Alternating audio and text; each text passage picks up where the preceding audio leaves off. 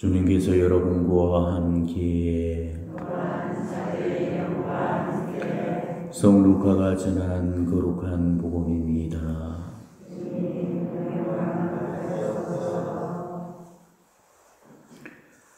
그때 많은 군중이 예수님과 함께 길을 가는데 예수님께서 그들에게 돌아서서 이루셨다. 누구든지 나에게 오면서 자기 아버지와 어머니, 아내와 자녀, 형제와 자매, 심지어 자기 목숨까지 미워하지 않으면 내 제자가 될 수 없다. 누구든지 제 십자가를 짊어지고 내 뒤를 따라오지 않는 사람은 내 제자가 될 수 없다. 너희 가운데 누가 탑을 세우려고 하면 공사를 마칠 만한 경비가 있는지 먼저 앉아서 계산해 보지 않느냐? 그러지 않으면 기초만 놓은 채 마치지 못하여 보는 이마다 그를 비웃기 시작하며 저 사람은 세우는 일을 시작만 해놓고 마치지는 못하였군 할 것이다. 또 어떤 임금이 다른 임금과 싸우러 가려면 2만 명을 거느리고 자기에게 오는 그를 1,000,000명으로 맞설 수 있는지 먼저 앉아서 헤아려 보지 않겠느냐? 맞설 수 없겠으면 그 임금이 아직 멀리 있을 때에 사신을 보내어 평화협정을 청할 것이다. 이와 같이 너희 가운데서 누구든지 자기 소유를 다 버리지 않는 사람은 네 제자가 될 수 없다. 주님의 말씀입니다.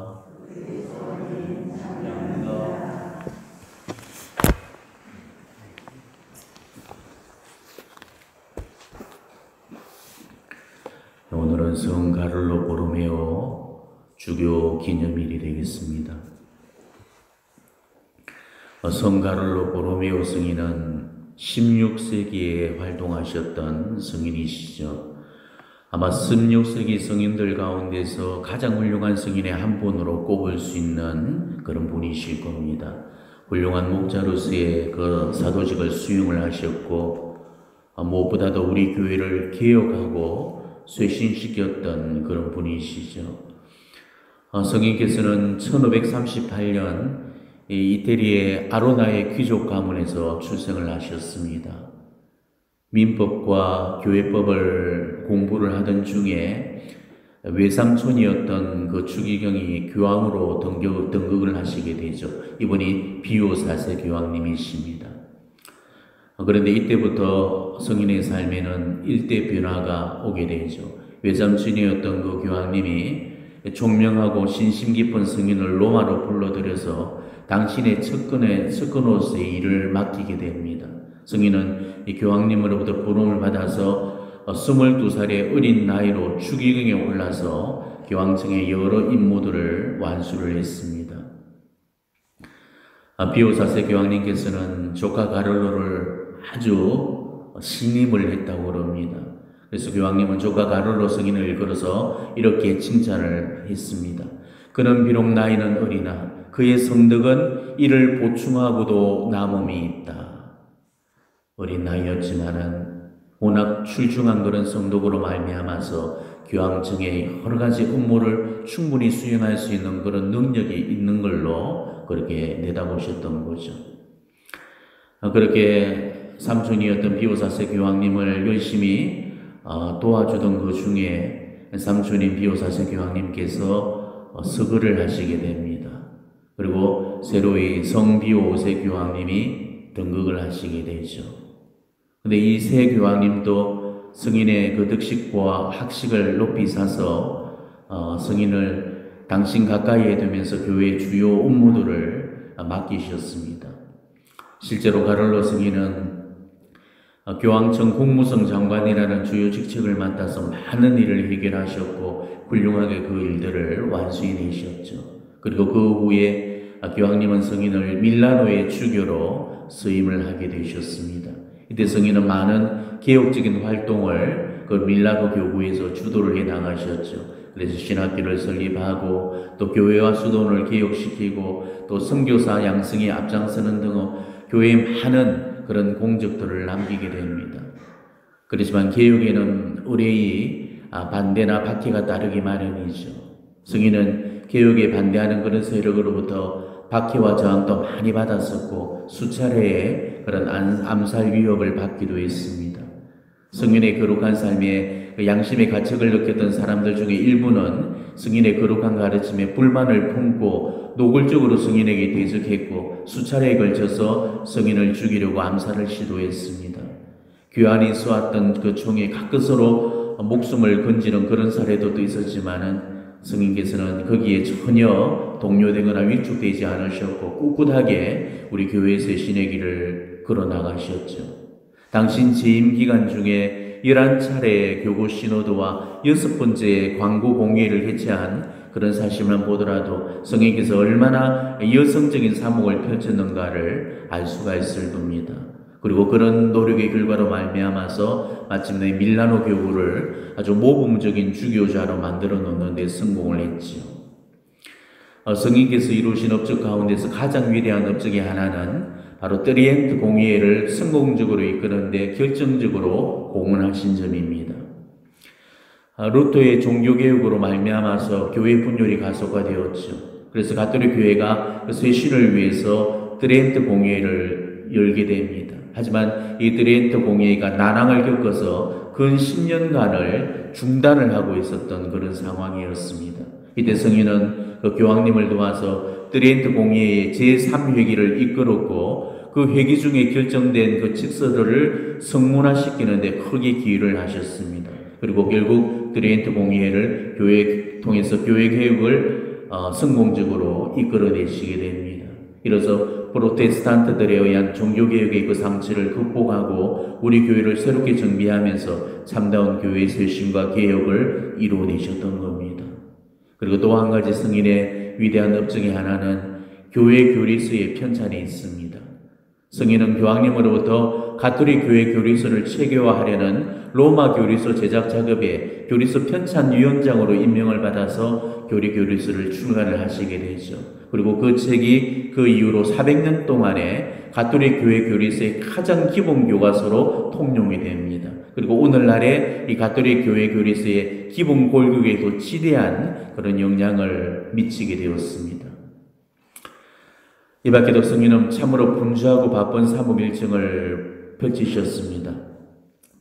흑사병으로 그 당시에 세상을 휩쓸고 있었죠. 이때 지도자들이나 귀족들이 모두 겁에 질려서 도망을 쳐버렸지만은 가롤로 주교님은 그곳에 남아서 병자들을 돌봐주고 또 먹을 것이 없는 그런 사람들에게 식량을 다 나눠주셨는데 매일 6만 명에서 7만 명에 이르는 사람들을 먹여 살리셨습니다. 그로 인해서 엄청난 돈을 빌려서 그 빚을 갚는 데만 수년이 걸렸다고 합니다. 아시다시피 중세기에 몰아닥친 그 흑사병은 참혹하기 이를 데가 없었죠. 곳곳마다 시체가 넘쳐났고 애곡 소리가 도시 전체를 덮었습니다. 밀라노에만 1만 7천 명의 사람들이 흑사병으로 목숨을 잃어야만 했습니다. 이때 성인께서는 죽어가는 사람들에게 일일이 종부성사를 베풀어 주셨고 또 죽은 이들을 위해서 끊임없이 장례를 치러 주시는 등 밤낮 가리지 않고 활약함으로써 수많은 그 생명과 영혼을 구해내셨습니다. 그리고 흑사병에 물러났을 때 시민들은 이 가롤로 성인의 그 공덕에 크게 감사하면서 구세주처럼 그 성인을 따르고 존경하면서 성인의 덕을 높이 칭송했다고 전해지고 있습니다. 그토록 분주한 중에서도 성인께서는 기도에 소홀함이 없으셨고 또 완덕을 향해서 한 걸음 한 걸음 나아가셨습니다. 철저한 고신극기와 보속을 이행하셨고 또 자기 수입을 가난한 이들을 위해서 쓰시면서도 정작 당신 자신은 사치를 피하고 가난에 만족하면서 엄격한 그런 보속을 행하셨죠. 오늘 복음 말씀처럼 누구든지 자기 소유를 다 버리지 않는 사람은 내 제자가 될 수 없다는 그 예수님의 가르침을 따라서 철저한 그 청빈과 무소유의 삶을 살다가셨습니다.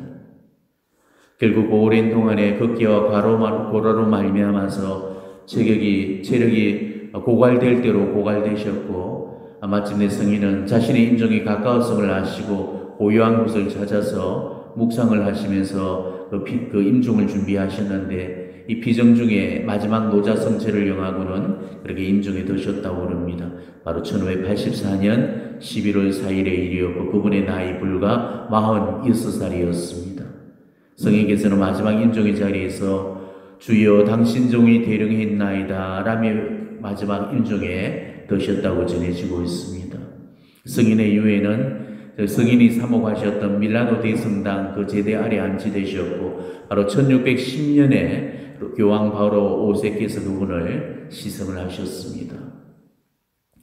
개신교의 그 종교개혁에 반대하면서 반종교개혁의 중심에 서서 참다운 우리 가톨릭 개혁운동을 주도하신 이 성인의 노고로 말미암아서 우리 교회 분열의 상처가 치유가 되었고 우리 교회 쇄신과 개혁의 기틀이 마련되어질 수가 있었던 거죠. 교회 역사상 교회 쇄신을 부르짖은 사람은 수도 없이 많았습니다. 오늘날도 역시나 교회 쇄신을 부르짖는 사람들의 목소리가 더 높죠. 그러면서 우리 교회를 강도 높게 비판하고 교회의 질서와 또 2000년 동안 이어왔던 우리 교회 전통을 뒤집어엎고 새로운 주장을 내놓으면서 그것이 마치도 이상적이거나 새로운 그런 이념인 양 선전하고 가르치고 있습니다. 이게 오늘날 이단적인 오류에 물든 신학자들에 의해서 조장되고 있는 현실입니다. 우리 교회는 언제나 두 부류의 그런 교회 쇄신자들을 만나게 됩니다. 한쪽은 교회가 바로 자기 자신이라는 생각으로 자기를 회개하고 희생시킨 사람들, 그리고 또 한쪽은 교회는 희망이 없다면서 교회 밖으로 뛰쳐나간 사람들이었습니다. 바로 전자는 가를로 보르메오나 또 데데레사나 십자가의 성요한을 비롯해서 아시시의 프란치스코 같은 그런 성인 성녀들이셨고, 후자는 바로 마르틴 루터를 포함한 교회의 분열자들이었죠. 소위 종교개혁을 부르짖었던 그 사람들은 종교를 개혁시키기는커녕 도리어 이 가톨릭 교회를 분열시켜서 하나이고 사도로부터 이어왔던 교회를 찢어놓고 갈라놓아 버렸습니다. 그들은 교회를 쇄신시키지도 못했고 어떠한 개혁도 이뤄내지를 못했죠. 쇄신을 부르짖었던 그 사람들은 모든 책임과 원성을 교회 탓으로만 돌려서 교회를 뛰쳐나갔고 교회로부터 떨어져 나가버렸습니다. 결국 참다운 우리 가톨릭 교회의 그 개혁을 이뤄냈던 그 사람들은 그 쇄신을 자기 속에서 이룬 그 사람들에 의해서 결국은 이루어지게 되었죠. 교회의 쇄신이라는 것은 결국 자기 자신의 쇄신이라는 사실을 우리 교회의 역사가 일러주고 있습니다. 자기 쇄신부터 이루지 않고서 교회의 쇄신을 이야기할 수는 없는 거죠. 자기가 쇄신되면은 우리 교회는 자연히 쇄신이 되어지게 됩니다. 내가 먼저 쇄신되면은 네가 쇄신되고, 그러면 우리가 변화되어서 결국은 교회가 변화되게 됩니다. 이게 우리 교회 쇄신의 비결인 거죠. 우리는 오늘 이 위대한 성인의 삶 속에서 그리스도인의 그 쇄신을 다시 한번 생각해 보면서 자신의 쇄신과 성화를 성찰하는 그런 계기를 이루기를 바랍니다. 혹하면은 우리 교회가 어떠니 저떠니 욕하고 비난을 가하는 그런 사람들이 있지요. 신부가 어떠니 수녀가 어떠니 교회가 어떠니 하면서 늘 불만과 비난을 가하는 그런 사람들이 있습니다. 그런 사람들은 자기 자신부터 먼저 들여다보시기를 바랍니다. 교회가 나를 위해서 뭘 해주는가를 불평하기 전에 내가 교회를 위해서 무엇부터 했는가를 우리가 성찰해 본다면 비난의 소리를 침묵할 수 있을 겁니다. 니 타시오는 절대 교회를 바꾸지 못합니다. 니 타시오를 외쳤던 그런 사람들은 하나같이 교회를 찢어놓거나 교회를 뛰쳐나가 버렸죠. 네 타시오를 외치면서 자기 가슴을 친 사람들에 의해서만이 우리 교회의 참다운 개혁과 쇄신이 이루어졌다는 사실을 안다면은 우리가 지금 이 허물어져가는 교회를 위해서 어떤 일을 하고 또 어떻게 처신해야 되는가를 다시 한번 깨달을 수 있을 겁니다. 오늘 교회의 개혁을 이루신 이 성인의 삶을 묵상하시면서 우리도 이 성인의 삶을 따라서 거룩한 성화를 위해서 몸바치는 그런 사람들이 되어질 수 있도록 특별히 성인께 이 전구의 은총을 청하면서 오늘의 미사 봉헌하시기를 바랍니다. 아멘.